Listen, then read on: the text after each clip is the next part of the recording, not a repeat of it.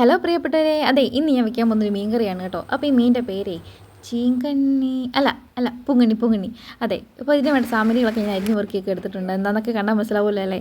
പിന്നെ ഇതേ ചട്ടി തീയെ വെച്ചു, അതും ചൂടായി വരുമ്പോൾ നമ്മൾ ഉലുവ ഒന്ന് വറുത്ത് മാറ്റി വെച്ചിട്ടുണ്ട്. അതേ ചട്ടി തന്നെ എണ്ണ ഒഴിച്ച് കടുക് ഒന്ന് പൊട്ടിച്ചെടുക്കണം കേട്ടോ. പിന്നെ നമ്മളിത് അരിഞ്ഞ് വെച്ചിട്ടുള്ള എല്ലാം കൂടി വെളുത്തുള്ളി, ഇഞ്ചി, ഉള്ളിയും എല്ലാം കൂടി മുളകും എല്ലാം കൂടി ഇട്ടൊന്ന് വാടുന്നത് വരെ ഒന്ന് ഇളക്കി കൊടുക്കാം കേട്ടോ, പച്ചമണം മാറുന്ന വരെ. അപ്പോൾ മുളകിട്ട മീൻകറി എന്നാണ് ഞാൻ ഇതിനെ വിശേഷിപ്പിക്കുന്നത്. ഓക്കെ, ഇനിയിപ്പോൾ പൊടികളെല്ലാം കൂടി നമുക്ക് ചേർത്ത് കൊടുക്കാം. അപ്പോൾ അതേ കാശ്മീരി മുളക് പൊടി, മല്ലിപ്പൊടി, മഞ്ഞൾപ്പൊടി, നമ്മൾ വറുത്ത് പിടിച്ച ഉലുവാപ്പൊടി കേട്ടോ. അപ്പോഴേ വേണമെങ്കിൽ എരിവെള്ളം കൂടി ചേർക്കാം, മുളക് പൊടി.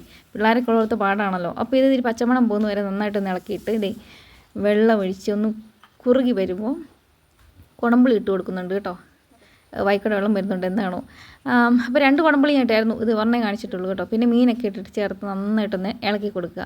ഇപ്പോൾ തന്നെ കളറ് കണ്ടാൽ തന്നെ നല്ലൊരു സുഖം തോന്നുന്നുണ്ടല്ലേ.